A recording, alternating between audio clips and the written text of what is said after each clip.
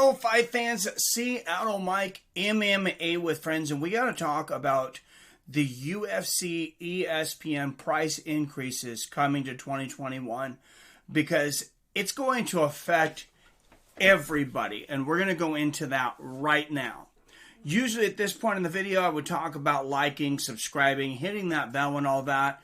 I'm tired of telling people what to do, though. Every creator does that. You guys make your own decision. If you like fighting, do what makes you feel good, because I would never put up annoying signs that say subscribe, or continue to say throw those likes up or anything like that, because that would just be completely unprofessional. But we do have to talk about price increases that are going to affect fans this year.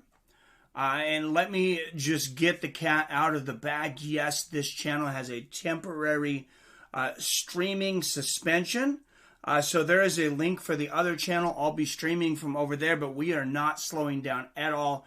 If anything, we're going to speed up over here going into the new year. Here's the new price increases, though, coming into 2021. Your pay-per-view costs, starting with the Conor versus Dustin Poirier fight, are going to increase from $64.99 to $69.99.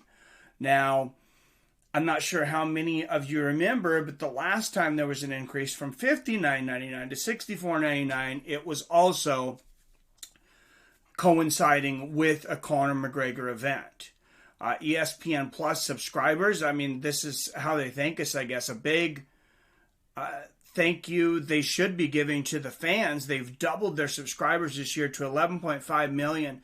Guys, in January 2019, ESPN Plus had 1 million subscribers. Now, due to a network heavily based on MMA, and, now complementing the whole ESPN family, they're over 11-fold. For subscribers to ESPN Plus. So their little New Year's thank you to us is going to be a $4.99 a month to $5.99 a month. And in all fairness, the price per month, it's still an incredible deal. And I still believe it's one of the best deals in any streaming platform. If you want to pay by the year, that yearly price is going up as well, $49.99 to $59.99. I actually expected the ESPN Plus price to go up well before it did. So I'm not surprised by an extra dollar a month. I'm definitely not going to be canceling ESPN Plus, and I think they're pretty confident that nobody else is going to be either, or they wouldn't be doing the increase. The pay-per-view increase price really bothers me. I'm uncomfortable with anything over $49.99. I have been for a long time. I think that's a great price point. I think in the long run, it would make more money for the UFC and ESPN, or I always have believed that. But pay-per-view buys are doing well lately on ESPN as well. They recently broke their own record, 2.4 million buys for Conor McGregor versus Khabib. I also expect Conor versus Dustin Poirier to do very well, but those guys cannot fight on every single card. The ESPN Plus, I think that is the future. I've been, calling and practically even advocating for the death of pay-per-view for quite some time. Nobody's listening to me, but apparently they're making some money, and ESPN, let me go over the numbers real quick of what they're paying the UFC to give you guys an idea of why they're trying to recoup some of that money.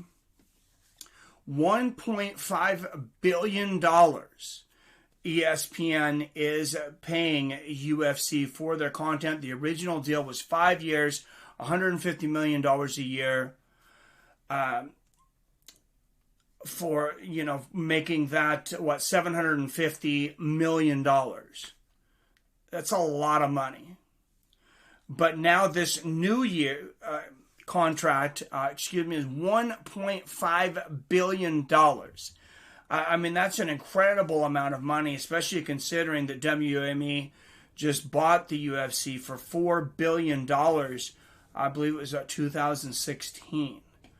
So they're definitely making big money on that. I do want to talk about a little side note, something that some people had brought up. Dana White attacked a lot of the media, had kind of an inflammatory video responses to Ariel Helwani, Luke Thomas, even John McCarthy, who fired back very quickly because there probably would be no UFC without Big John McCarthy, for those that don't know.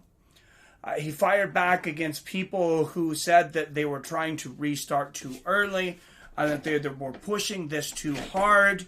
And one of the big things that Big John McCarthy brings up is, he says, that's great that everybody's getting paid. They didn't lay off any employees. All the fighters are getting paid, even though about 60 of them are supposed to be getting laid off soon. The big deal that John McCarthy points out is the UFC had to push those fights forward. I believe 42 events during the year, or that contract with ESPN would be null and void for the year. I don't know what percentage of that they would get, but that $150 million year, that contract would be off the table, and the UFC could have lost a considerable amount of money, which in no doubt in the future would affect the bottom line, not just of WME, but what they can afford to pay Dana White per year, which is a pretty exorbitant amount. I think he's worth it. He basically puts the company on his back at times, but guys, we're going to take a little bit of the brunt of this for the next year. Like I said, the ESPN Plus, I don't expect any of you guys to cancel your subscriptions. I'm not going to. I understand $4.99, $5.99, not that big a deal to me. $65 and now $70 per pay-per-view, especially when you're having 13 pay-per-views a year.